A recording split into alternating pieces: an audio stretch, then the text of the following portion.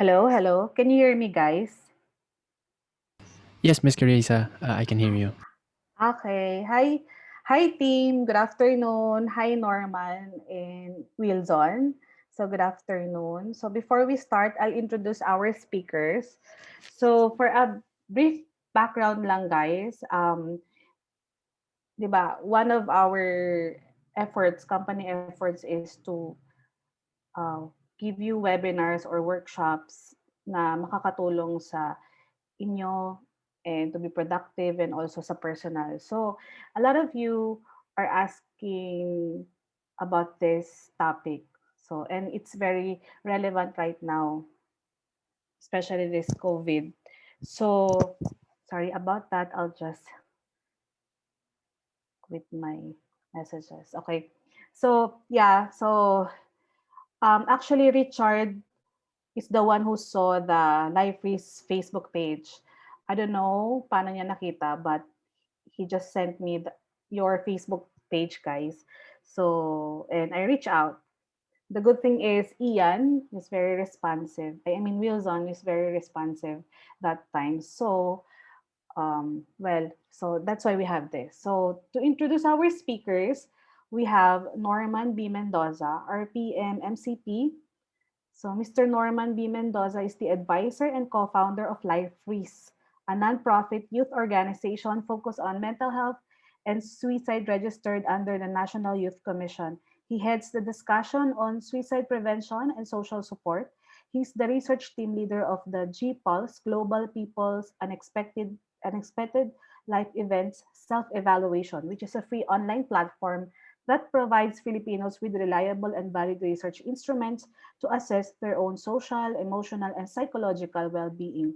The recent hashtag GPOS COVID-19 was able to release some 7,200 self-evaluations to Filipinos who were concerned about their well-being and mental health. He is a registered psychometrician with a master's degree in counseling and psychotherapy from the University of St. Joseph in Macau. In 2019, he worked as a faculty member of the Psychology Department of De La Salle University, Manila, Philippines. Currently, he is completing his PhD studies at the Education University of Hong Kong. Norman has a total of 5 years of teaching and research experience in the academe. He has published Scopus Index international publications on mental health. He is actively engaged in national conventions in the Philippines as well as international conferences in Hong Kong, Macau, and Yokohama, Japan, and most recently in Taiwan. So guys, meet Norman. Let's have a round of applause kahit virtual. Thank Okay. you very much for the kind introduction, Miss Carissa. Okay.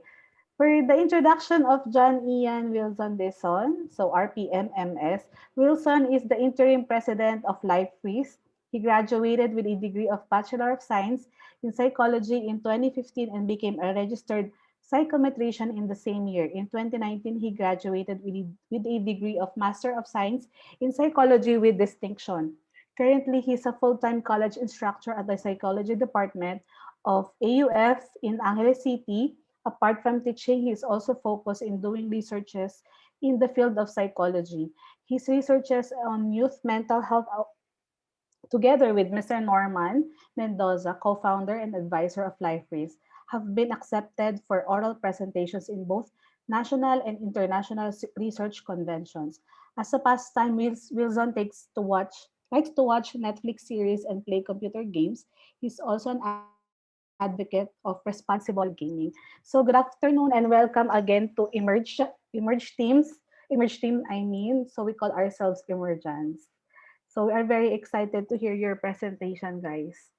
And it's our first time actually to have this kind of webinar. That is why kompleto ang buong team ngayon. Thank you, ma'am. All right, I guess we'll just jump right into our presentation and topic for today. Thank you again, Miss Carissa, for having Life Risks to provide this, I think, meaningful webinar to your company. I think one familiar name that jumped at me when I received the invitation was Jerome Baladay. I think we at some point we were in the same college in AUF. So Yes. if Jerome, hi, hello. Nice seeing you again. Nice seeing you too. Of course, online, unfortunately. So, the webinar that we'll be talking about today is relevant, and that is work life amid the COVID 19 pandemic. And I think it goes without saying that a lot of fluctuations happened during the COVID 19. And because of that, we are almost forced to adjust to those situations. So, we are here today to, Wilson and I, will be providing this webinar, and we'll be touching on four key topics. And these are how COVID 19 affected employees' work life. Number two, to explore tips on how you can balance work from home, of course, and real life. And no ways on how to overcome video call fatigue, which is ironic because we're doing it via video call. And finally, learn practical self care tips that you can do to navigate the demands of work from home setup. I'd like to declare at the very beginning that um, in the past, I think 6, 7 months, or even 8 months, a lot of webinars were conducted for mental health and well being amid the COVID 19 pandemic. Some would say that it's a bit too much. Um, but I think we have to declare that these kind of webinars are not meant to invalidate how people feel or as a replacement for structural changes, organizational, developmental changes within the company. Um, these are potentially band aid solutions to more rigorous problems that exist within a company. So I hope Emerge um, l- learns and takes a thing or two from this webinar so that you can also create your own meaningful organizational and structural changes. So jumping back into the discussion, I think almost everything changed in the COVID-19 pandemic. Quarantine measures changed from general community quarantine, enhanced community quarantine, and so these are things that we have to acknowledge. um, Aside from that, uncertainties and anxieties also appeared. People lost their jobs, some people lost their lives, and some people lost loved ones. So these are all happening at the same time. So this is your work is not happening in a vacuum, and so these are really challenging times. And true enough, we know from surveys that 1 in 5 adult Filipinos are actually reporting to have difficulty sleeping. Sleep is one of the indicators of health and well-being, and to know that 1 in 5 Filipinos are having challenges sleeping, perhaps due to the different challenges and modalities of work amid the COVID-19 pandemic, this would not be surprising at all. um, Another thing that should not be surprising is how our mental health changed in response to mental health crisis, or public health crisis rather. Historically, SARS and Ebola, um, added some stress to people's well-being. Particularly in SARS, we observed post-traumatic stress symptoms to be higher, and Ebola in Africa also increased anxiety, depression, and again post-traumatic stress symptoms in the communities affected by so. In the Philippines, when we conducted the first kind of large-scale survey from March to April in 2020, we found that 1 in 4 Filipinos actually experienced severe anxiety during the first 30 days of the enhanced community quarantine, which means if you're 12 in the company, um, some a quarter of that, right? 1/4 or 3 of 12 will be experiencing some severe symptoms of anxiety. So that's equally challenging amid the pandemic. Therefore, it's important to remind ourselves that an abnormal response to an abnormal situation is a normal response. There was a time na parang the Korean drama of It's Okay Not to Be Okay was really thrown at there. And I think it's really relevant. In psychology, this is believed to be so. So in a situation where it's not normal, i.e., COVID-19, our responses will also be understandably atypical or not normal as well. So that's something we have to remind ourselves. Specifically for work life, COVID-19 really added some stress that might be novel to most of us, which means these are new. Work from home flexibilities were implemented. So if before you had to wake up early, shower, and then commute to work or drive to work, that's essentially taken away. Um, Second, job loss and job precarity. So people lost their jobs. And those who did not were able to keep their jobs, who were grateful enough to have jobs, worry because it's possible that their jobs will also be not secured for the long haul. So there's also some sense of job precarity. Third is communication difficulties. A lot of communication information can be lost just because we are in an online platform. We don't see gestures no more, we don't see tones no more, we don't see nonverbal cues no more. So that really would implement some sense of communication challenges. Fourth is motivation decline, and we'll touch a bit more about this very shortly, but a lot of people are experiencing burnout. And finally, video call fatigue, which Wilson will discuss further very shortly. Speaking of burnout, in a new survey from 46 countries, they found that most people are struggling and with general and workplace well-being as the pandemic continues to rage.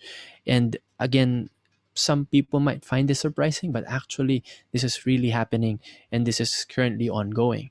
The findings show that 85% responded to have their general well-being. They observed it to be declining from the start of the COVID-19 pandemic. And when they were asked, why is your well-being declining, the following are the potential reasons. 50% of them said, oh, it's because of mental health. We'll touch a bit about why. Increasing work demands, so 26%. So before you were able to work, casually, and you're thriving, perhaps the pandemic forced you to kind of do more, perhaps because of the flexibilities of work from home. There's also some basic physical needs because you're walking less, because we know that the daily recommended number of steps per day by the World Health Organization is at 10,000. And so there are so many um, reasons why 85% of these people from all over 46 countries responded to observe of their well-being to be decreasing. Now, this is where I would transition to what is the solution, right? How can we help ourselves kind of ebb and flow and roll with the punches with the pandemic? Because there's no escape from this. There is no place where we could go theoretically that is kind of free of COVID. And if there is, we may not be able to go in. For example, Macau, China continue to have zero cases for months now. So they're able to really create a bubble. So in the Philippines, in the context of the Philippines, how will we be able to kind of at least mitigate? We cannot really solve it, to bring work life stress to zero. But is there anything that we could do? And perhaps balance is what we can introduce. Balance is defined as an even distribution of weight, enabling someone or something to remain upright and steady. And I really like this photo because, typically, if you want to sit up straight, if you want to walk straight, one cue that in pageants that they do is put a table on top of their head. This is even more tougher. Set of table, as sorry, a book rather on top of their head. So this is a set of books on top of feet, and a champagne glass on top. But the definition is really striking for me because it says even distribution. So it means we want to be able to have work to be evenly distributed against our lives. So work life will be achieving a balance. And why do you think this is important? First of all, balance is important for us to perform well in anything. Balance provides us with stability in our day-to-day tasks. And this is true not only in work. This is true for physical health. This is true for weightlifting. This is true for sports. Balance is actually underrated. Work from home challenged our balance. So if before meron kayong work-life balance, maybe now you don't have it. The potential reasons is that we juggle multiple roles at home. Some of you might be parents, some of you might be taking care of their parents. And that goes as you wear your hat as an employee. And so these multiple roles that you juggle at home really would throw off whatever balance you have prior to the COVID-19 pandemic. And because there's potential imbalance, this could also lead to stress. And as you know, if someone is not balanced, he or she is easily to fall. So balance is something that we could really try to cultivate so that we'll be able to, ebb and flow, like I said, and roll with the punches of the COVID-19 pandemic. Now, Life Risks researched potential tips on how to inculcate balance in the work life, and that is summarized by ARC. First is allotting time for real life. We'll touch on that, in more detail shortly. Two is resting seriously. I am really, um, advocating for this. And third is clicking mindfully, and this has something to do with how we engage with our social media. So first of all, is to allot time for real life. So the first one is to really allocate some time off, right? See if you can call a friend or chat a loved one. A 10 or 20 minutes would be more than enough, really more than enough. Even a 5-minute call, in fact, even a minute of a call would be immensely important for your social connections. Wilson will talk more about social connections very, very shortly, but I'd like to challenge people with this claim, and that is, if you have time to have a 15-second Instagram story or 15-second, my day on Facebook, what goes in the way of you sending like a quick video message to your mom or your dad or your brother or sister? It could be corny to some, maybe to most. But if you can try to do that, that would really be able to augment some of the missing social connectedness that we feel during the COVID-19 pandemic. Second is to get connected with nature. And by going out for 10 minutes of sunlight, walk your pet, water your plants, and just have regular breathing, just really casually walking, will be able to give you some sense of, okay, that's a good break, right? In fact, I would encourage a 10-minute walk if there's a place that's safe for you to do that. 10 minutes of sunlight is also very helpful for maintaining your sleep quality. We know that the brain does not really just respect time as as visible in a watch. The brain actually has a circadian rhythm or a biological clock that responds with the sunset and sunrise. So if you can really get 10 minutes of sunlight, that would be very helpful as well. That is again real life. Third is when you eat, attempt not to use your devices. A lot of us can get caught eating while watching YouTube videos or scrolling through social media. And that's because we're trying to maximize our time. But lo and behold, what really is happening is we're mindlessly eating. We even forgot how much we eat or how little we eat, and that could really influence how we feel. So this really should be an attempt to be more mindful, and to be less distracted and be focused on one or two things and not be multitasking. Fourth is our physical body is really important. So if you can do 12 minutes of continuous movement per day, that would be very helpful for you. Stand up, walk a bit, go to the toilet, drink some water, do jumping jacks if you want. So there's really a lot of benefits if you could do at least 12 minutes of continuous movement per day. Break a sweat. This is really important.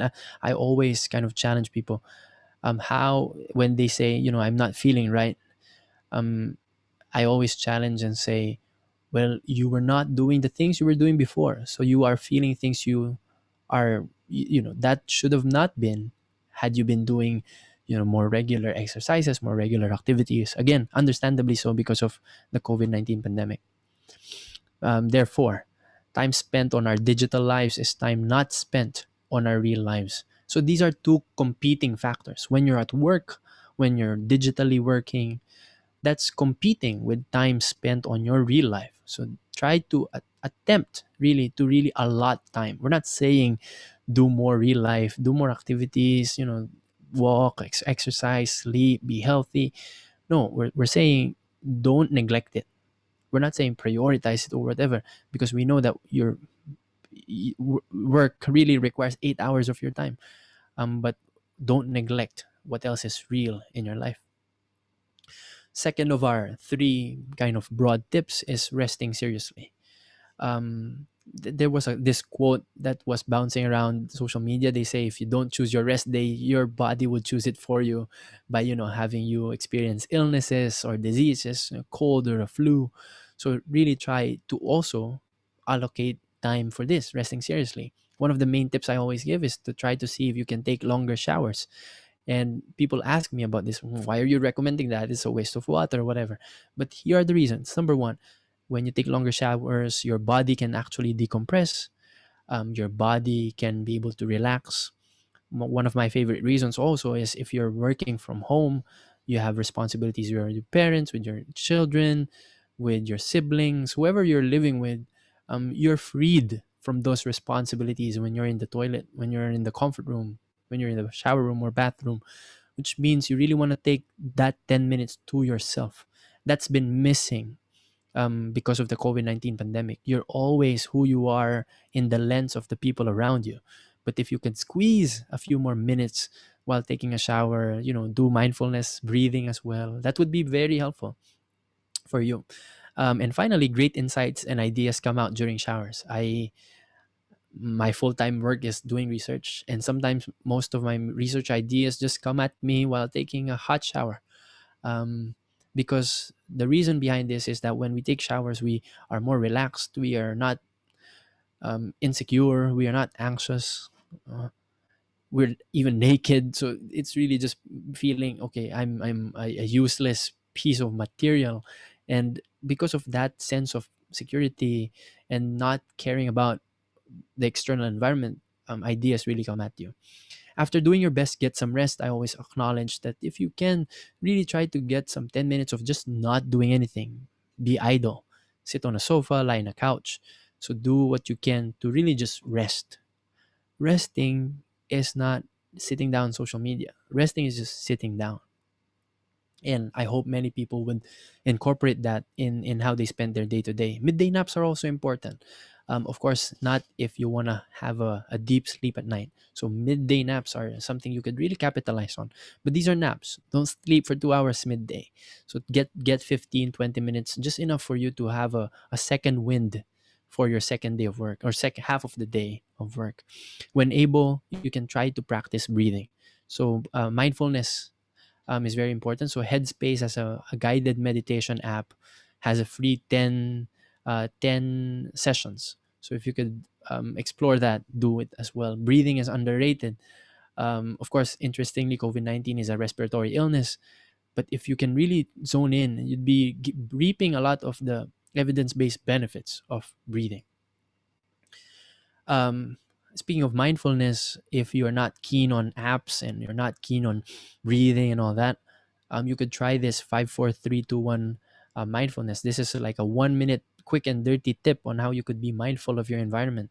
Snipers and people who are trained in the military call this grounding, and this is when we get attuned with our senses. So 5 4 3 2 1 goes like this. So if there's 5 things you can see, so you ask yourselves, what are 5 things I can see? And I would say I can see the camera, I can see the monitor, I can see myself. There's a mirror light right next to me. I could see my plant on top of my table, and I could see my mug. So 5 things I could see. 4 things I can touch, and I'm touching my wrist. I'm touching my wristwatch. I'm touching my lap now, and I'm touching the chair. 3 things I can hear. I can hear my voice. I can hear the air conditioning unit, and I could hear the watch again. 2 things I can smell. I can smell the tea that I just brewed, and I can smell my perfume. And 1 thing I can taste. And right now, I just taste saliva.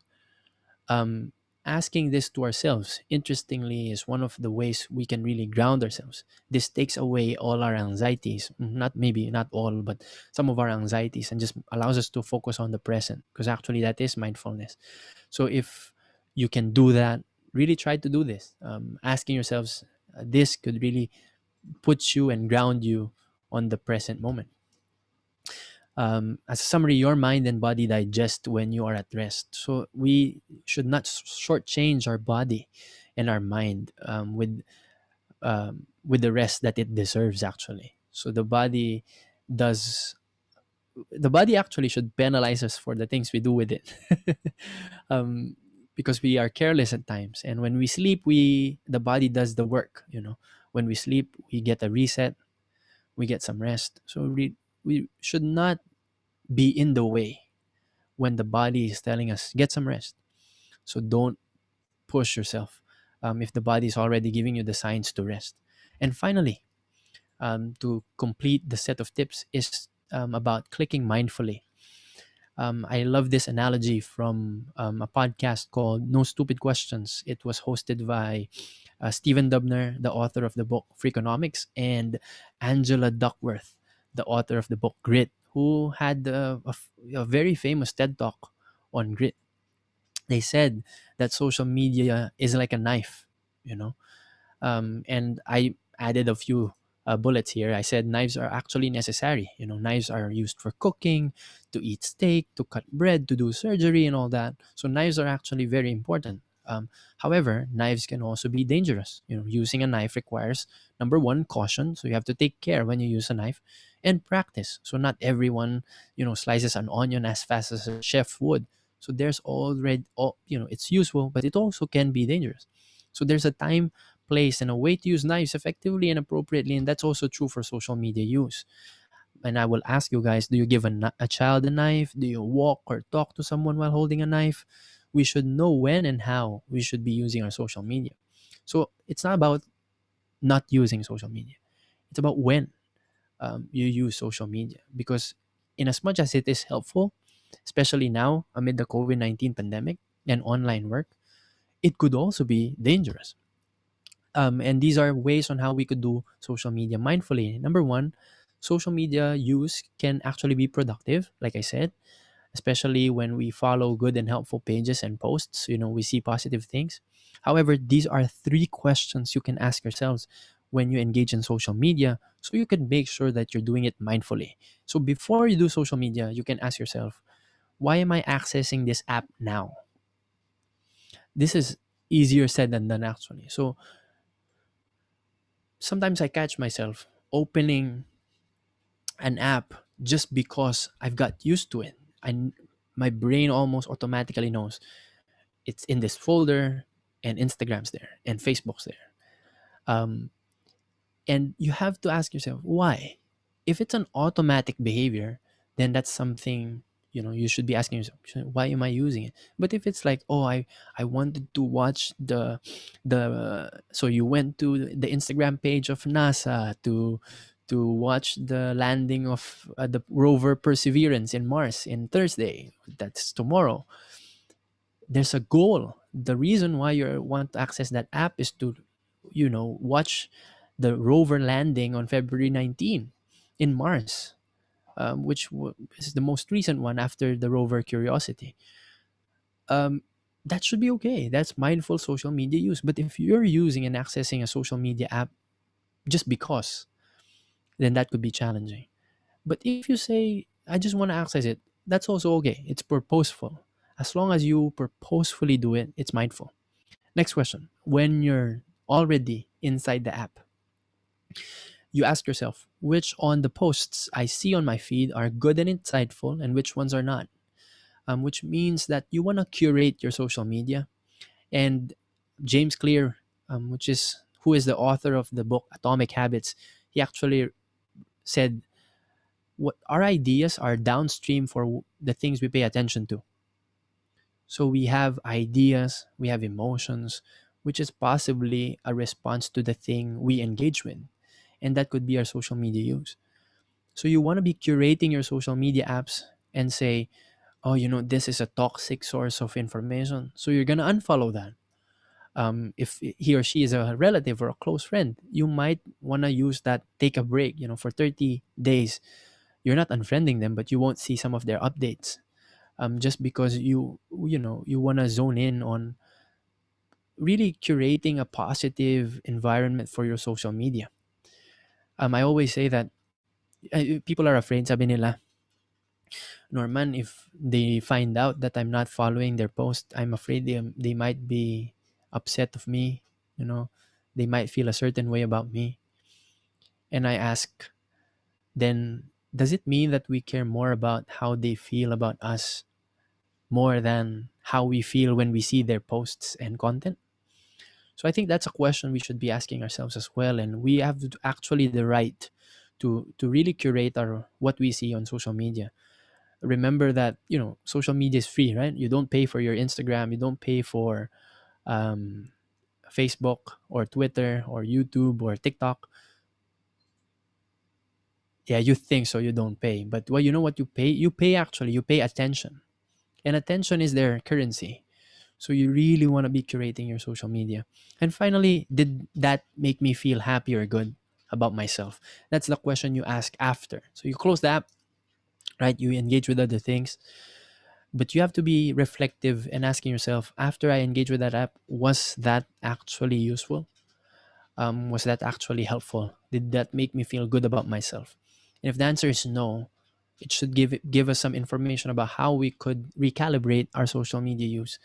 Therefore, all these three tips, allotting time for real life, resting seriously, and mindfully clicking, these are all key for our balance.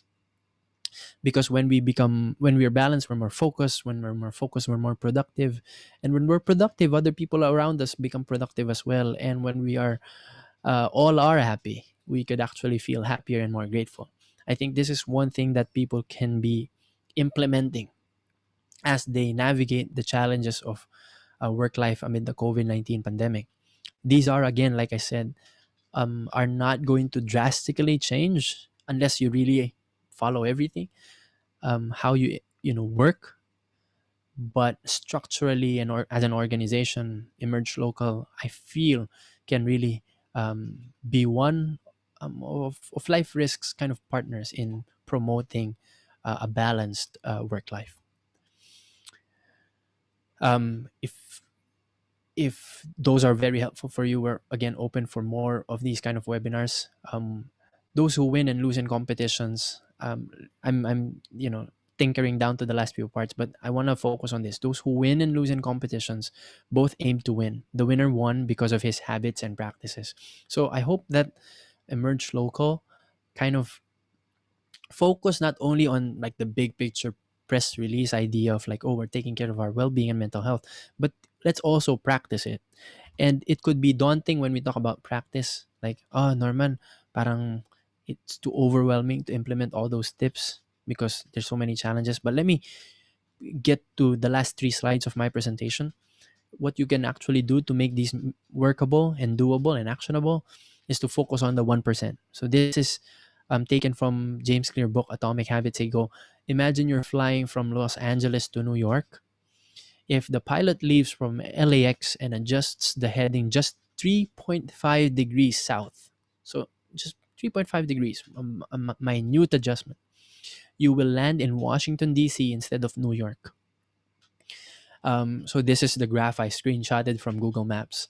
But to give us a better idea, this is how far New York is from Washington. It's an hour and 10 minutes of a flight, just with a 3.5-degree change in your direction. So therefore, such small change is barely noticeable at takeoff at the beginning. The nose of the airplane barely moved, right? But when magnified across the US, you end up hundreds of miles apart. And I think that's something organizations and companies can and people can try to do. And that's focusing on some 1%. You might ask me, yeah, this is again from James Clear. He said, you should be far more concerned with your current trajectory or your direction than your destination or your results. You might be again overwhelmed, and I like to really dig down at it. If you're working for 8 hours in a day, right? What's 1% of that?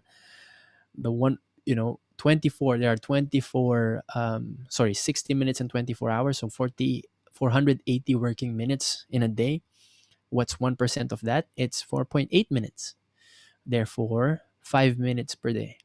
If you can squeeze some balance in your work life for 5 minutes, it would compound to 37% at the end of the year.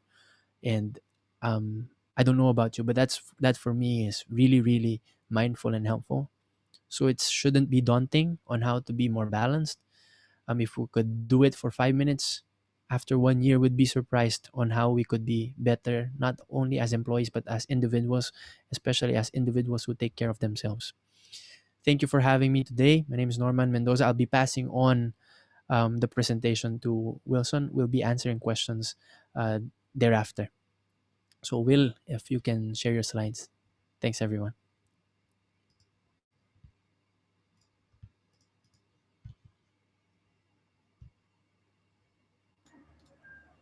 Thank you, Sir Norman, for that very great talk with regard to how we could achieve balance, no, in terms of fighting off the burnout that the COVID-19 has really causing us in terms of our work and our life in terms of its balance. No? So at this point, I would like to transition into a more specific type of concern, no, lalong-lalo na ngayon sa ating mga nasa trabaho, no, which is what we call the video call fatigue, no, which was introduced already by Sir Norman a while ago, no. So what is video call fatigue really, and how do we or how are we affected by it? So fatigue from online communication is actually real, and it causes us body aches, migraines, headaches, dizziness, also feeling of worn out from having to be on the camera all the time, especially if you have prolonged video calls, no, with your workmates, for example, or with your team. No, so that's how we um, experience this video call fatigue. So basically, it's fatigue, no, yung nafe-feel natin na body ache, migraine, headaches, and dizziness, but it's caused by something um, different, which is of course your video calls and online communication.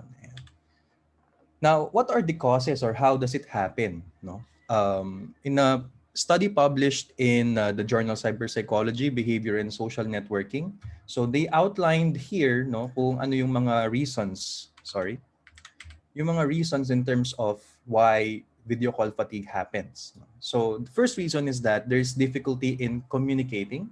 No, we might think that it's a lot easier now to communicate with other people because it's online. You don't have to be there face to face and talk to the person, no, in person, kumbaga.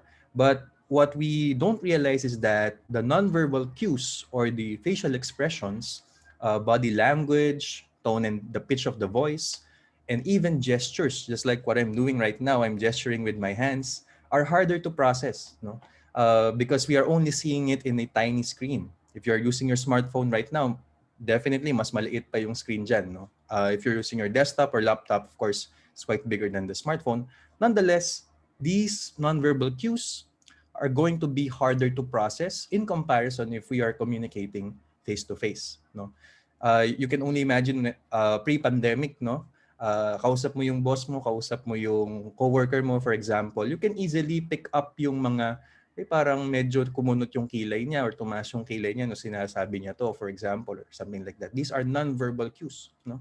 But when you are communicating online, those are really harder to process in comparison with real life. That's why we call itong online communication natin ngayon or virtual communication as pseudo real-time communication. You might think that we are really talking in real time right now, or whenever you have online meetings with your team, you might think, real-time communication naman tayo. But we tend to scientifically call it pseudo real-time, right?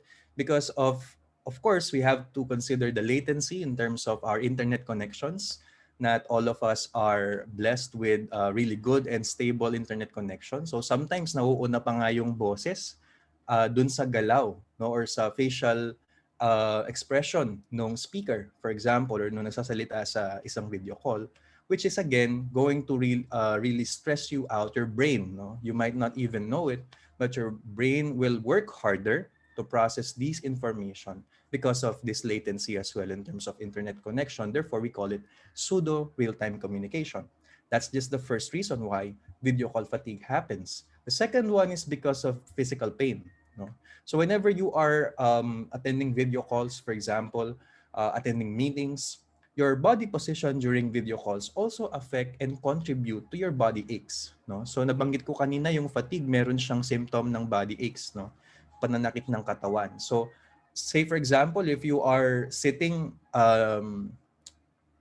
in a way na hindi straight, for example, or your back is too hunched, for example, forward, it's going to really hamper, no, yung spine natin, and or our all our muscles in our shoulders could also be affected, no. So it's very important that we also have to look into our body position because it contributes to the overall video call fatigue.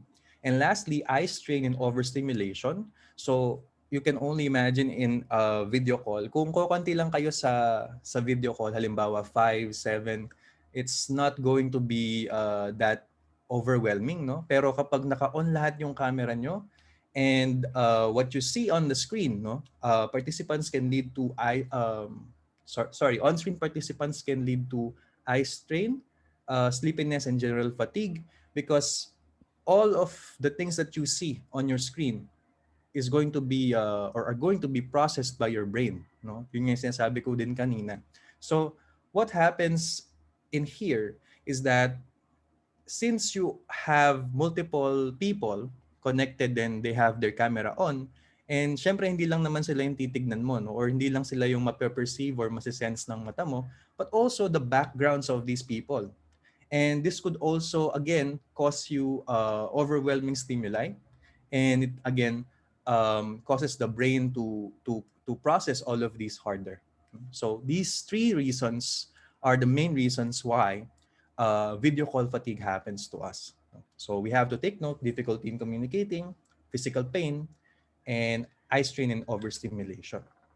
So just to summarize that, video calls could be tiring because we need to work harder to process nonverbal cues, delay in connections, and on-screen stimuli. And paying more attention to these consumes a lot of our energy. No? So you might ask now, so now we know what is video call fatigue, and ito pala yung mga reasons bakit nangyayari ito sa atin, or that's how we experience video call fatigue. Are there any ways to navigate or deal with this particular problem? Now I give you some 4 tips, no, on how to overcome video call fatigue. First tip is to be in proper sitting position during video calls. I told you a while ago that body position during video calls is going to, of course, cause, no, one of the main symptoms of video call fatigue. So we need to be in proper sitting position during video calls. Um, in a normal or standard sitting position, we tend to slouch, no, instead of sitting properly in front of the computer. And slouching can not only result in back pain, but also body aches, no? And it could also reduce your lung capacity. This was a study published in Biomed Research International, no? They tried to look into the effect of upright and slouch sitting postures on the respiratory muscle strength in healthy young males. So whenever you slouch, actually, no, you observe kapag ikaw ay nag breathe in and breathe out, no? And then you compare that when you are sitting straight, no?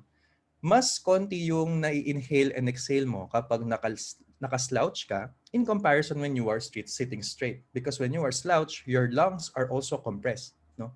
So that's also causing you to not breathe properly or not breathe in a normal way, no? So you have to be in the proper sitting position and sit properly during video calls and avoid any position that could tilt your head. Okay? So sometimes, syempre kung medyo pagod tayo sa araw, halimbawa, we still have to attend meetings, and then we just have to sit like this. Our head is tilted, for example. So it could also cause strains on your neck. So be in proper sitting positions during video calls. Some examples of the proper sitting position, as you can see on your screen right now. Yeah? So I know it's kind of hard, and parang hindi tayo laging conscious about our sitting position, but let's try at least, no, to be able to sit properly during video calls. Tip number 2 is to set up your gadgets properly. So no matter what gadget you use, it's important to make sure that they are set up properly, because yan yung mainly sinusundan natin, di ba? So when we are, it's actually connected with tip number 1, because how we set our gadgets, ganun din somehow nagpa-follow yung body position natin, di ba? So we have to align, no? Try to align your laptop, smartphone, or desktop camera and screen horizontally to your face. And kung hindi pantay, halimbawa mas mababa yung monitor mo or yung screen mo sa face mo kapag nakaupo ka, you may try to put a book or to elevate the height of the camera and screen to the height of your face, and then you have to distance properly yourself, from the monitor. So how does that look? You may ideally have at least 20 to 30 inches space between the monitor and you, no? At saka dapat yung sa forehead natin, kapantay niya yung taas, no, nung ating mga screen or monitor. So that will be able to have a more less strained, body position or sitting position whenever we are looking into our gadgets. Tip number three, take mini breaks in long calls. So especially in more than 30 minutes calls, no, or to an hour, for example, at least take mini breaks in between calls. In our Facebook post, which garnered a lot of engagements, no, and likes, this is what we call the 2020 rule, wherein you have to, or you should try to every 20 minutes for 20 seconds, look 20 feet away. No? So, siguro dun sa mga mini breaks na yon sa mga calls nyo, sa mga meetings nyo, you may want to try at least every 20 minutes magpa-break and then at least try to look 20 feet away for 20 seconds. Now, this might be a challenge if you are in a smaller room, for example. So, siguro an alternative to this is to open your windows and then just look at the sky or look at outside of your house, no? Kung meron tayong makita na at least 20 feet away. So that will be able to really relax our eyes. So this is to help your eyes rest and refocus and to prevent digital eye strain. So bukod dun kasi hindi rin tayo masyadong kumukurap kapag tayo ay naka-focus sa isang bagay. It's like when we are in meetings, no? We tend to blink less because we are too focused seeing kung ano yung nasa harap natin. So this could also, of course, cause dryness of eyes, no? And it is not really good for our eyes to be really dry in longer periods of time. That's why we need to blink. So whenever we do the 20-20-20 rule, we need to, of course, keep in mind that this is for our eyes, no? And then you may also want to stand up, stretch, walk, or talk to someone in your home. It's very important that you have a social connection in person still, no? Kahit na may kausap ka na virtually. I'll talk more about that later. But this is tip number three, take mini breaks in long calls. And then lastly, for tips in our on how to deal or how to overcome video call fatigue, turn off your video by default. No? So unless it is needed, turn off your video and focus only on the audio of the call. And this is to minimize distractions and overstimulation because nabanggit ko nga kanina, kung lahat tayo sa isang video call or nasa isang meeting, naka-on lahat yung ating cameras with different backgrounds, our brain will work harder to process all of this information. No? You might not even notice it, pero yung brain natin yung nagpa-process kasi nun. No? Hindi naman tayo consciously na kailangan kong i-process lahat itong nakikita ko. No, the brain does that for us. However, in a virtual setting, no, mas nagwo-work harder yung brain natin, leading to video call fatigue. Yeah. So those are 4 tips on how to overcome video call fatigue. No? Now, in connection with all of the overall experience, no, of work from home, no, as most of us are experiencing right now, and of course in Emerge Local, this is one of the things that I think you have requested as a topic. So let's try to look into now what are some tips naman na mabibigay natin in terms of practical self-care, no, for professionals in remote work. No? So here are 4 tips. Tip number 1 is to minimize distractions. No? So of course, when we are working at home, nabanggit ni Sir Norman kanina, we usually tend to live together with our family members. Ayan, and we tend to juggle a lot of roles. No? Usually, you're juggling the role of an employee. No, ikaw ay nasa bahay, you're working from home, and then you also are playing the role of maybe a son, a daughter. If you already have children, your mother, father, for example, or kapatid, halimbawa. No? So you juggle all of these roles. But of course, you have to make sure that inside your house, meron kang at least separate workplace from household activities. Of course, this is to maintain and to minimize distractions. Best stay in rooms with doors and establish common quiet hours and break periods as well as what circumstances warrant an interruption of work time. So you need to tell, of course, your housemates, no, kung ano yung schedule mo sa trabaho mo. Because working from home, again, you still have schedules in most cases, right? So what you need to do is at least tell your housemates na, oh, ito, mapa, o meron akong work sa ganitong oras. So siguro pwede mo na lang muna akong utusan or pwede mo na lang ako sigurong kausapin if there's really something important, no? You may interrupt me kung talagang importante, but if it's not, you can wait until this time. You may want to tell them that, no? Remember that family coordination is a key factor so that we'll be able to live harmoniously even so we are working from home. Kailangan ma-notify natin yung mga housemates natin of our schedule. Tip number 2 is set goals and boundaries. No? So one of the main concerns of many people nowadays, especially employees, is that sometimes there are some requirements or there are some deadlines that are really hard to uh, to manage, for example, no, and workload, for example. So one tip that we could give you is to set goals and boundaries. No? How do we do that? So aim to stick to the same schedule each day. Remember when it comes to or when the quarantine measures began, no? Parang nagulo yung work schedule natin, nagulo yung daily schedule natin. No? Pre-pandemic, 8 to 5 usually we go to work, we go home after 5, or at least we go to the mall maybe or hang out somewhere else after 5 and then uwi na tayo. But nowadays, especially when the quarantine measures began, medyo nagulo yung ating routine. No? So aim to stick to the same schedule each day. Okay? Para may re-establish natin yung ating routine. If possible, stop checking messages and email when your workday ends. No? So as much as possible. So that you'll be able to at least have a boundary na eto tapos na yung workday ko and I have to spend this time to my personal needs. No, that's very important, boundaries. And making public commitments to others also promotes accountability. No, so if you're going to say that okay, join ako sa social gathering na yan, no? You have to be in there really. No? By making public commitments, you also promote your own accountability in that sense. So set goals and boundaries. Um, if possible, stop checking messages and emails when your workday ends. Tip number 3, make a communication plan. No? So try to create a plan for the frequency and mode of communication between colleagues.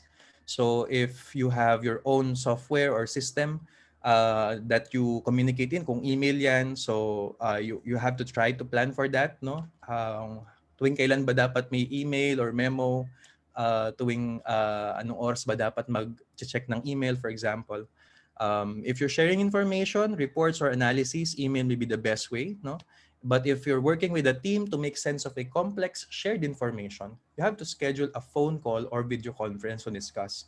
You have to decide kung ito bang information na to para sa team ko or para sa mga coworkers ko, uh, is it that complicated or is it as simple as it could be sent through an email? Parang pwedeng email naman pala, pero we did a video call for it. As I told you, video call fatigues and long calls are really real, no? Or video call fatigue from video calls that are really long, no? Could really cause video call fatigue. So kung pwedeng email naman pala, baka pwedeng email na lang. But if it's really a complicated, complex shared information, maybe that would warrant a video call or a phone call at least. So make a communication plan. No? Also, maybe I could add another thing with this tip before we proceed with the last one. Um, there are times that you need to really use a particular website or system for work purposes. No? Sometimes, kung gusto naman natin na more on social yung dating or socials yung dating, parang wala mo ng work na pag-uusapan, more on kamustahan or kwentuhan, for example. Maybe you want to pick another platform for that. For example, if you're using Zoom for most of your or in your work, no? Doon kayo nagko-communicate if you're talking about work, then use Zoom only for that purpose. So kung gusto mo naman socials yung pag-uusapan nyo, you might want to transfer to another platform. Why am I suggesting this? Because if you are using Zoom for work purposes and you are also using Zoom for socials purposes, medyo nadidefeat yung purpose ng socials kasi wired na tayo na kapag Zoom, ay work yung pag-uusapan natin dito. So you might want to choose another platform para at least ma-wire tayo na pag ito yung ginamit namin, halimbawa Google Meet, no? Alam ko na socials yung pag-uusapan namin or kamustahan session siya, no? It's not really related to work or nothing about work. It's going to be talked about in there. No? So that's also very important. That's tip number 3, make a communication plan. And then lastly, seek social connection. So this is related to what I said a while ago, no? Yung whenever you take a break, for example, sa mga video calls nyo or after the meeting ends, no? Sa mga virtual meetings natin, you need to at least talk to someone in your house, no? Kausapin mo lang, tanong mo lang yung kapatid mo or your parents, anong ulam mamaya or kumusta yung araw nila, no? Or anong gagawin nila bukas or ano yung pinagkakabalahan nila, for example, if hindi kayo masyadong nag-uusap, no? Why is it important to seek social connection? Kasi yan yung mainly sa mga nawala sa atin or naapektuhan sa atin as we are affected by the COVID-19 pandemic because of the physical and social distancing measures. No? So while we meet people online, while we talk to our coworkers online, it's also very important that we still have a grounded social connection with the people that are living with us or that is really around us in person. No? So establish a social and professional support system also to each other so that the social fabric that occurs in the corporate workplace is replicated as much as possible when working remotely. So bukod dun sa pwede mong kausapin yung mga family members mo, yung mga housemates mo, no? You may also want to have a professional support system, yung mga halimbawa, body system sa coworkers, no? It's also going to help you maintain social connection, no? So pwedeng dun sa mga ganong sessions, pwedeng meron kang really friend or best friend sa work, no?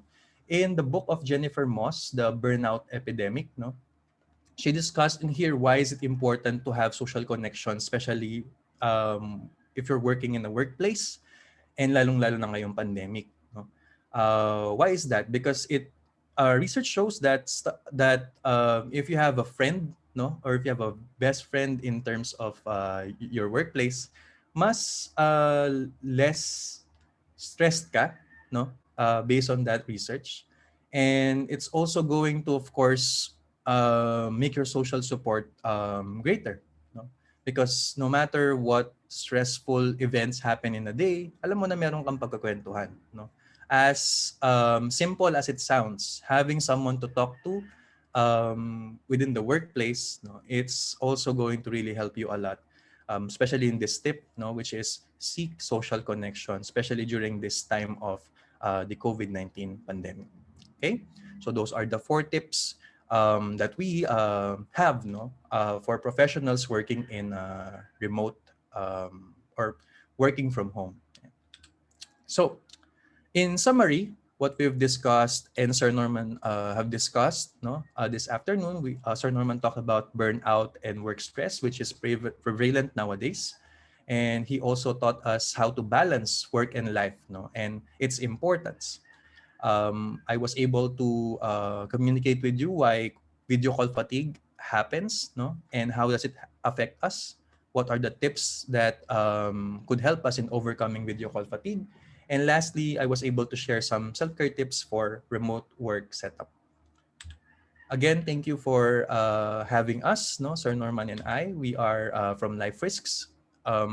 If you are interested to know more about our organization, you may look into our Facebook page. Our social media handle is at Life Risks PH. Thank you very much and good afternoon.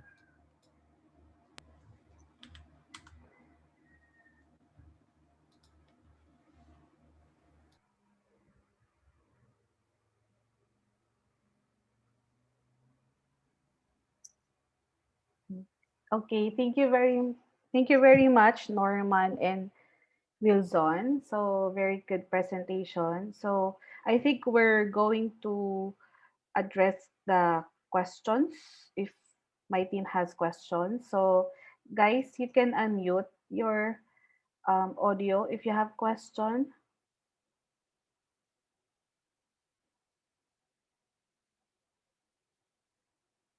Wala kayong question.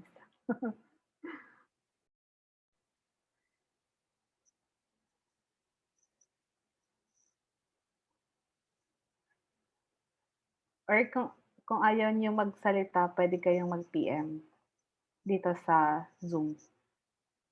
Chat na lang kayo.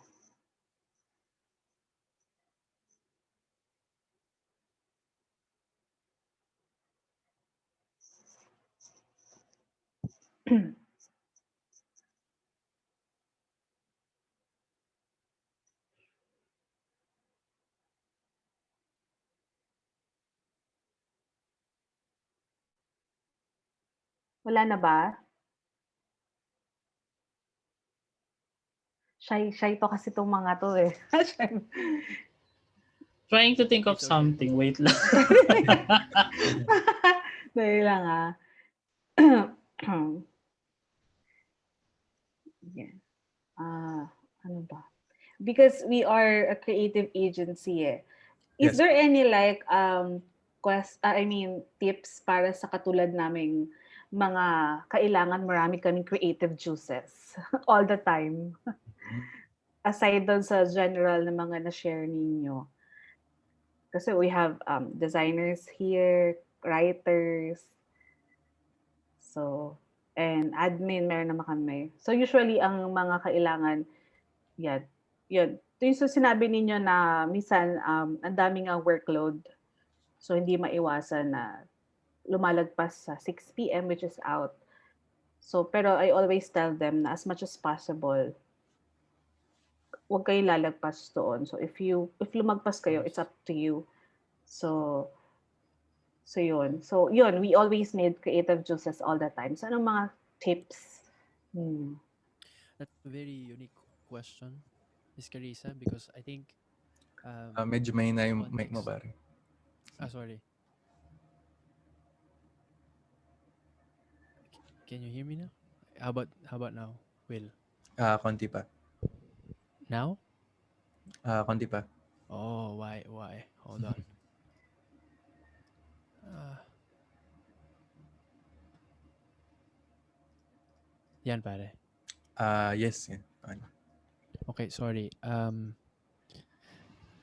I think important for your company in its context to ask this question kasi tama nga no. Um, it's quite interesting when art is work, when creativity is work.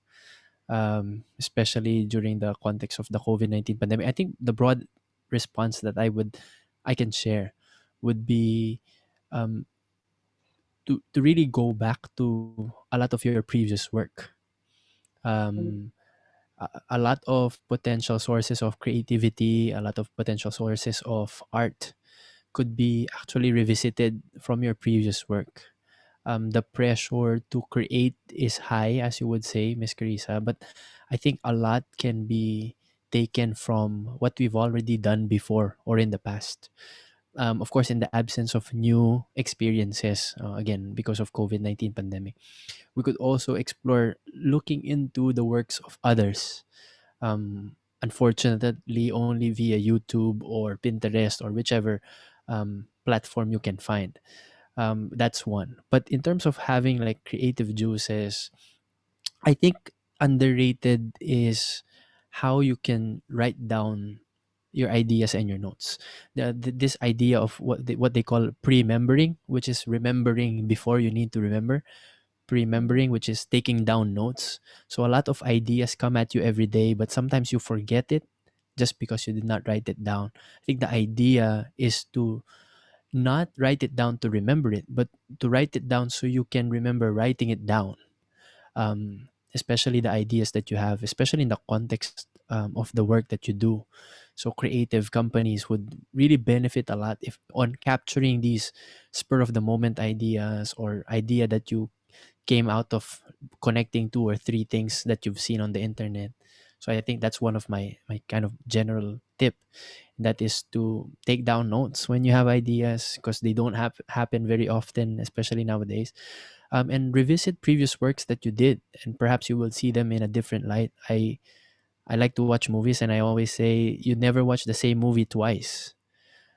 So you can go back at your previous work and see if there's some inspiration you can get out of those. How about you, Will? In addition to that, Sir Norman, no, so I think Miss Carissa, for this line of work, no, I'll double down to the tip shared by Sir Norman a while ago, yung sa taking longer baths, no. If you haven't noticed it yet, many of our ideas actually um, originated from the bathroom. Why is that so? Because whenever we take a bath, no, yung mind kasi natin is in a diffused mode. No, hindi siya focused in a sense na tulad halimbawa sa work, when you are working, your mind is in the focus mode. No, focus ka sa task, focus ka sa goal, ano ba yung aim mo. But when you are doing something else like taking a bath, for example, it's something routinary and it's something that your mind is not in the focus mode. It's in the diffuse mode. And most creative ideas um, go into our minds kapag nasa diffuse mode tayo. Aside from that, for example, jogging, running, driving, kapag hindi tayo masyadong focus, minsan mas dumadating dun yung mga ideas.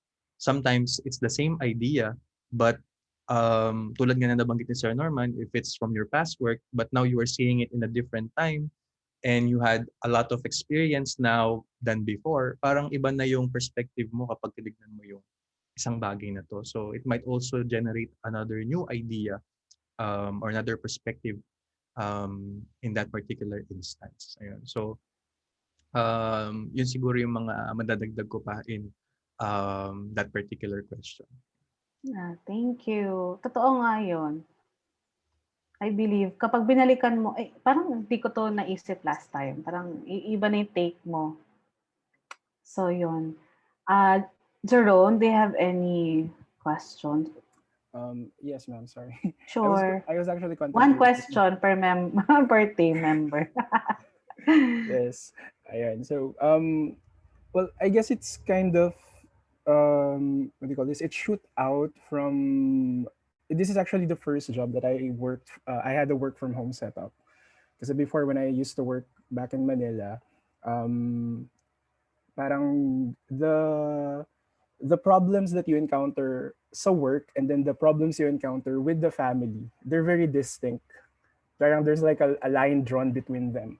Pero nung nag-work from home, I guess dun ako parang nahirapan kasi because since you're at home, so you're with your family and you do work at home, nawala yung line of those. So nag-overlap yung mga problems at work and then nag-overlap din yung mga problems na nasa family kasi dahil nga you're within the area na. So parang it kind of made me disorganized also in a way and hindi ko alam how will I be able to like organize things back na ma-address ko pa rin sila knowing that they I won't be able to draw the line anymore there with this situation. Parang yun. I hope you understood the Oh, scenario there. tulungan niyo daw si Je. paano hindi siya abot kamay lang ng kanyang pamilya? Yeah. I'll hand it to you, Will, to respond first, and let's see if I can still add something. Okay, thank you, Sir Jeff, for that sharing and for your question. No? So, I again do agree, and I also experienced the same thing. No, I'm also working from home currently. As introduced a while ago, I'm instructor at AUF. But I also, of course, live with my family, and sometimes these will definitely coincide in the sense that your family needs you to do something, and then you are attending your work, for example. Siguro masasabi ko, sir, is one way to navigate that is to, I think I'll go back with one of the tips that I shared, no, yung you have to have a good communication plan with your family, and also have at least set up clear at least boundaries, no, when it comes to your work, and when it comes to your fulfillment of roles in your family, no, papasok din siguro dito yung give and take, kumbaga, um, in a sense that if say it's really important, you need to attend to your family matters, you need to inform your say superiors, for example, sa work, that you need to attend to this particular thing. And if naman hindi mo talaga maalis or hindi mo talaga mapagpaliban, halimbawa yung sa work setup naman, you need to tell your family honestly that you need to really be in this. And then siguro after mo na lang magawa, dun ka na lang siguro kumbaga mag-attend kung ano man yung uh, needed for you to do, no, in your family setup, no. It's really going to boil down dun sa communication, no, in a sense that you have to really let them know that you have this particular schedule, and so that you'll be able to establish a routine. Pero kung talagang importante, you might want to tell them, "Oh, you can ask me this if it's really that important, pero if it can wait, I have to attend first to this particular task that I have for work." Sir Norman? I agree, of course, with the points that you've raised, Will. But um, of course, these are all easier said than done. Like when imagine when your parents are fighting and you're at work, or you have a fight or a miscommunication with any of your family members and you're at work, or even smaller things like sino maghuhugas ng pinggan, sino magluluto, sino magsasaing, and it could really be very challenging, fast. Uh, and even if you draw lines clearly, you halimbawa ginuhitan mo, no, hindi, alas 8 na, work lang ako. But at the same time, it's intrusive, the idea of Yes. you thinking about your how they think about you working. It stays in your head.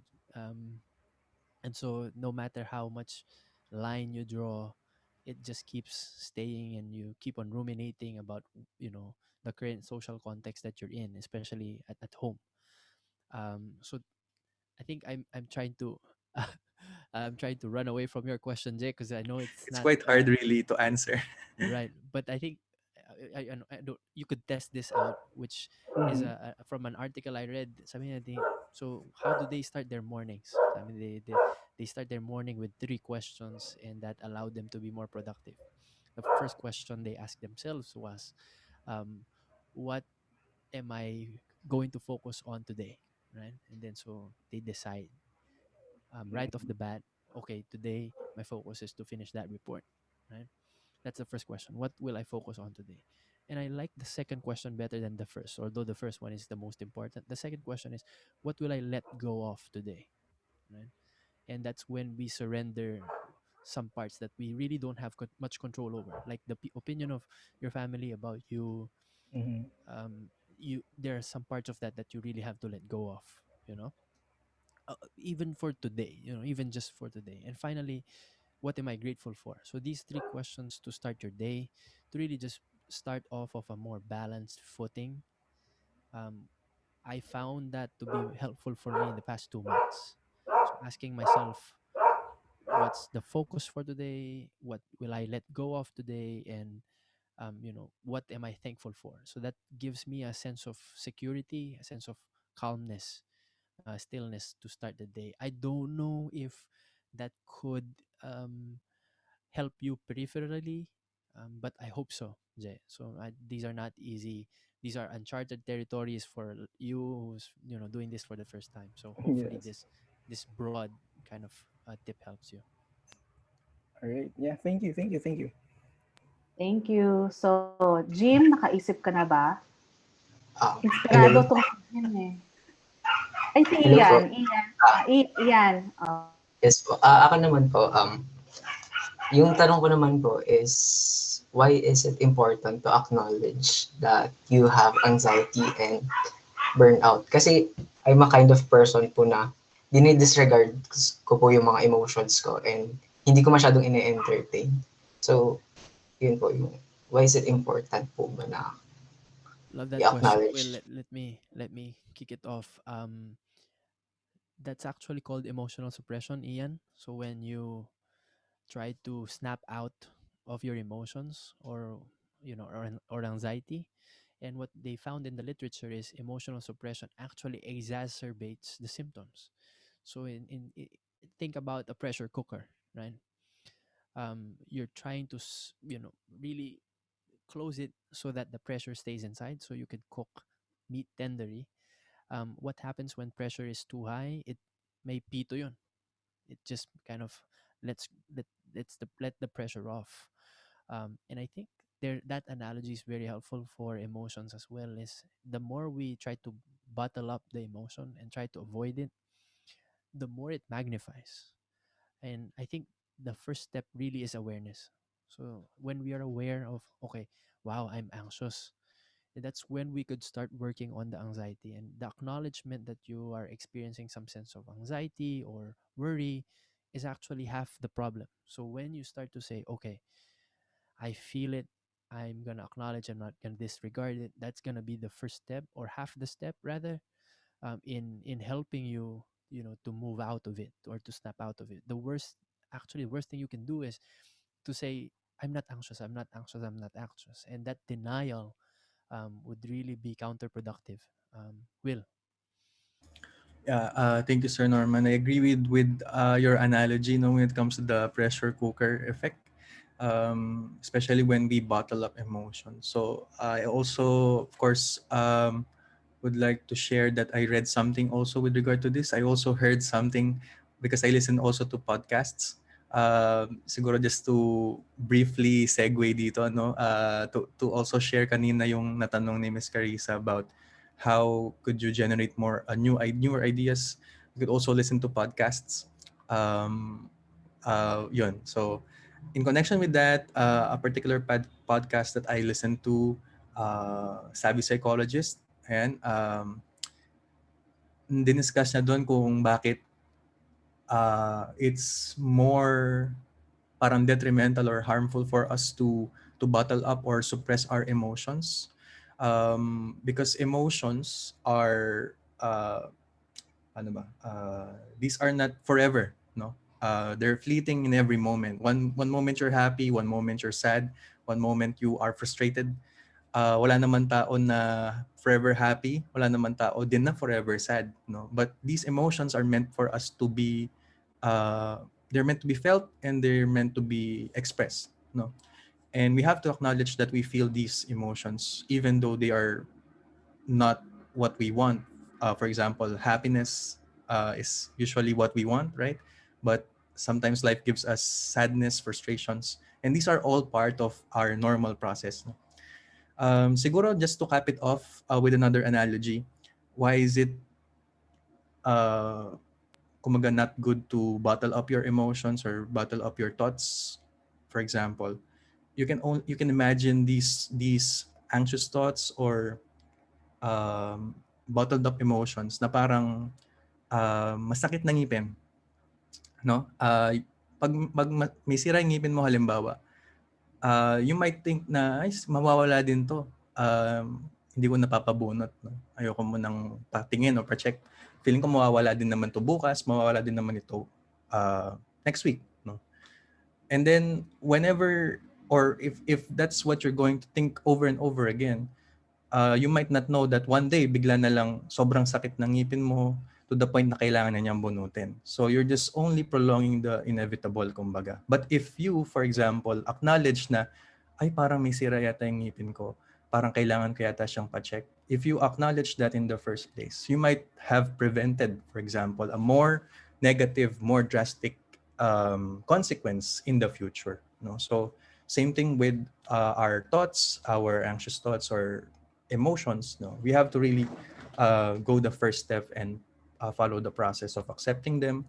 And once you were able to accept them and be aware of that you have these emotions, the next step is to know what to do about them and how to go by it. I think these, just to add on, Will, analogies are super powerful. Sir Ian, are you still here? Yes, sir. Sir, true or false? Clouds move.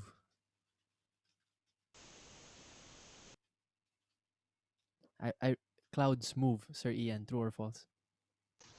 Um, Gumagalaw nagmo-move ba sila ang sir mga dahil ulap? sa air. Yes. Yes, yes. Do Ayun they sir, move? nagmo-move sila dahil, Okay. So now my question is, when do you notice them move? When you look, right? oh, yes sir, when you look When you at look. them. If you just look and then disregard it, then you look at it again, you don't know if it moved or not, right? And that analogy is also what counselors use for emotion. Like what Wilson said, they are fleeting. And when we pay attention to them, interestingly, that's when they go away. So that's another answer that I can give and share to you in response to, sir, why do I have to acknowledge my emotion? I think that's also potentially the reason. It's when we pay attention, interestingly, that's when they wane and go away. That's when they take their natural process of being a fleeting element to the human experience. So thank you for that question, sir. So Ah, you forced me with another uh, addition, Sir Norman. So siguro Sir Ian, last na lang for me. Uh, ay, nakalimutan ko tuloy. Uh, uh, for a while. You said a while ago, Sir Norman, yung clouds, no? Nawala ako sa flow ko. My train of thought It could got come back lost. to you, Sir Wilson. Like that's the importance of note taking. But Yes. thank you again, Ian, for that question. But Sige, maalala ko mamaya, Sir yeah, Ian. Thank you. Uh, thank you po sir.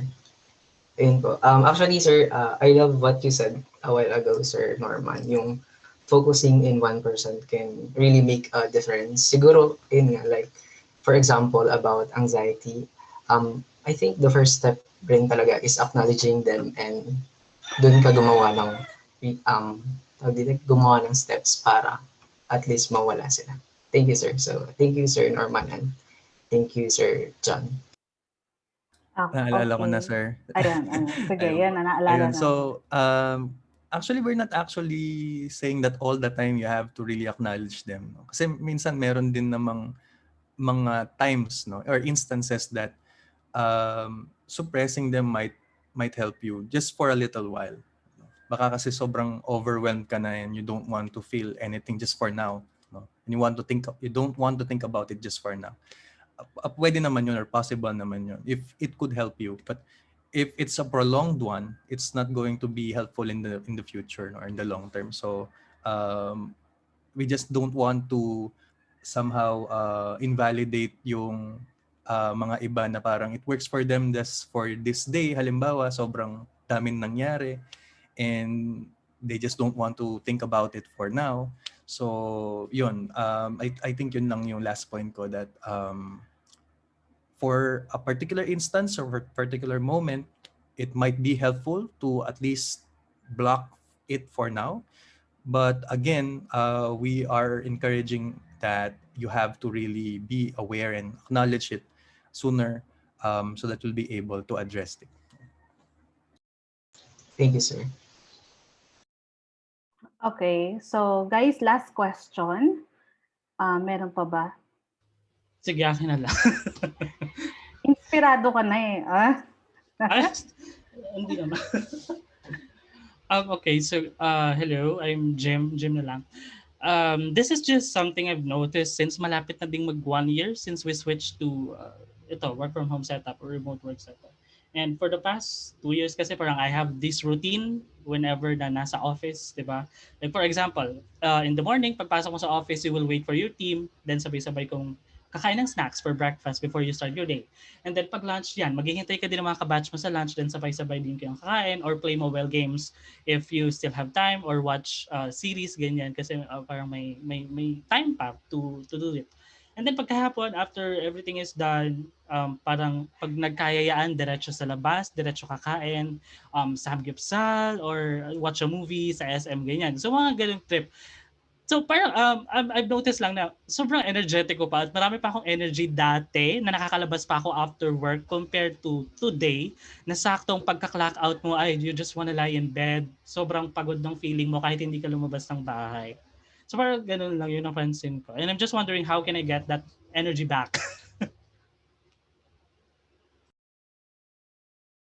go ahead, Will.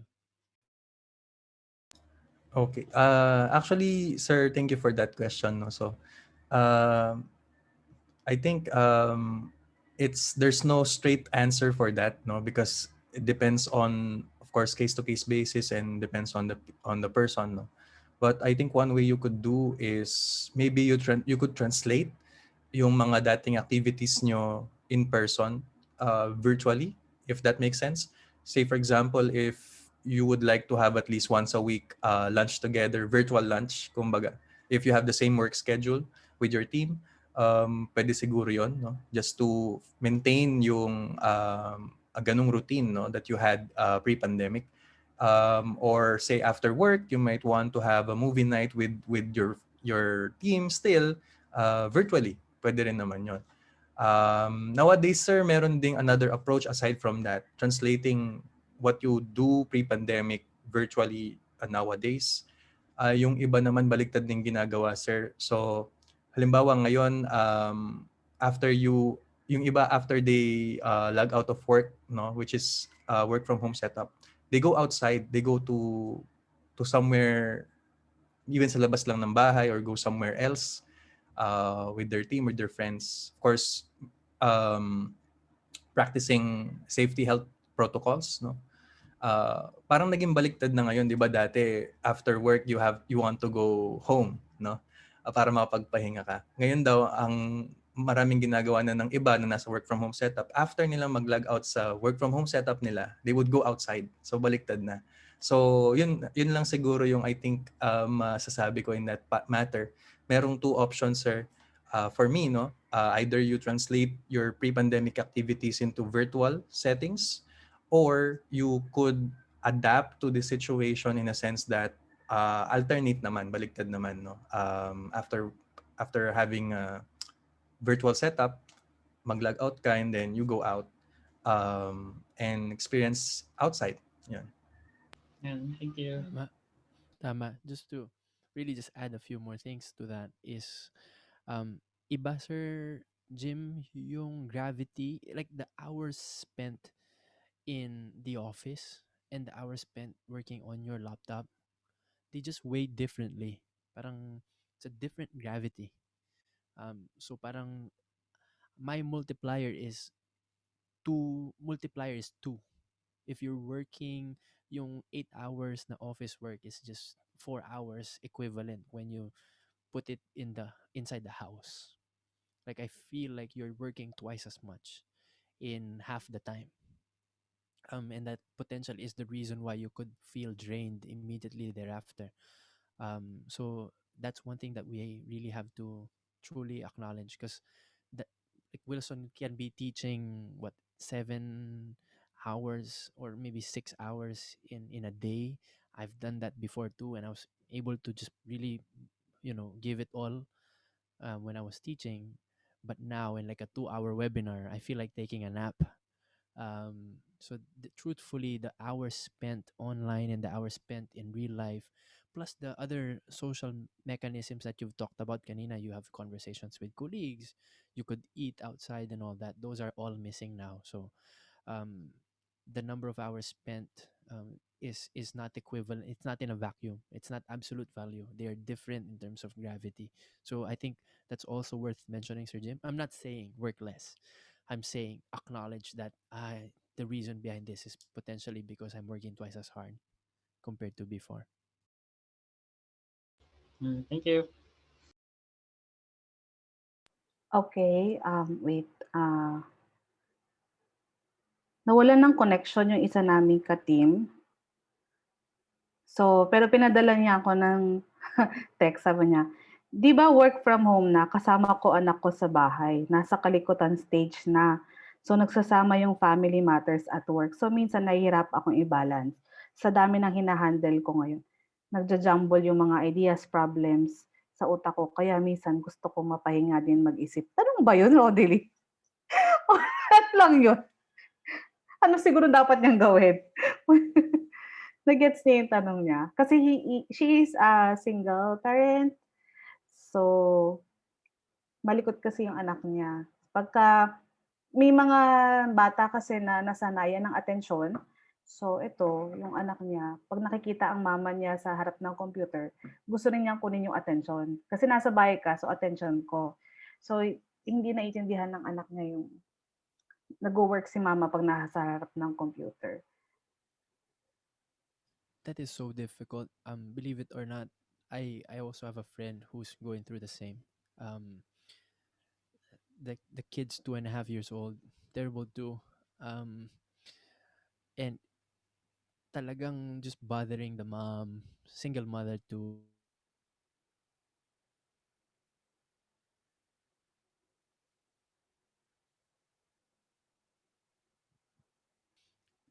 I don't have the answer, Miss Carissa, but I think she will have the answer after 1 year. Um, Hmm, I think she will be able to be the one to tell us this is what I did with my daughter or this is what I did with my son. Right now, I think it's you should not like the employee should not judge himself or herself on how he or she needs to be. Kasi there's no manual for this. There's not really a step one, step two, step three. Patulugin mo yung bata, step one. Then go to work, step two. Easy. Pero paano kung nagising? Pero paano kung umiyak? Pero paano if you're in the middle of a meeting or a call and then nagpupo si baby? So these are really, really difficult nuances that I think I'll be stupid to give an advice on. But I think in 1 year later, he or she has the answer. So hmm, right now it's you have to survive this mode because both cannot be neglected. But like I said, self-care, giving yourself what you deserve is also very important. So squeeze some 10 minutes for yourself to give yourself a break. If you have your mom, yung lola ng anak, if you can give like 30 minutes to give it to them para bantayan kay saglit lang, to just give you really a breather, perhaps that would be a kind of a band-aid solution. But this is a test that I hope passes. mm. I Thank agree, you. Sir Norman. I think this is really a trial and error stage. No, we don't really know how to respond in all the ways or all the things that we experience. And siguro just to add a little bit with what Sir Norman has said already, that we should not really judge ourselves, our pandemic selves, kumbaga. I'd like to call it Hmm, our pandemic selves. ah, Parang ganito tayo ngayon, parang ano ba yan, ba't parang hindi ko yata kayang mag-survive ng ganito or kayang mag-navigate ng ganito. We have to remember that this is, again, for most of us, our first pandemic experience. No? And wala talagang may alam kung paano actually mag-deal with this. But what we could do is to at least try, trial and error stage. What works will work for you, for example, and what's not going to work, malalaman din natin eventually. So we just have to be patient with ourselves, of course, and while we can, we have to really take advantage of what Sir Norman has called band-aid solutions. No, kung sa kanyang case, kung pwedeng mabigay muna or mapabantay muna for at least maybe just 30 minutes or an hour para lang mapahinga siya, for example, if hmm, that's something that could help her or him, no? Kung merong single father din tayo na participant ngayon, yun siguro ang masasabi namin. okay, thank you. So, I think we're good na ba, guys? Wala na talagang isang question, pinaka-last. I think wala na. So, any ano na lang, conclusion na lang from your end. I think we'd like to extend our thanks to Emerge Local for this invitation.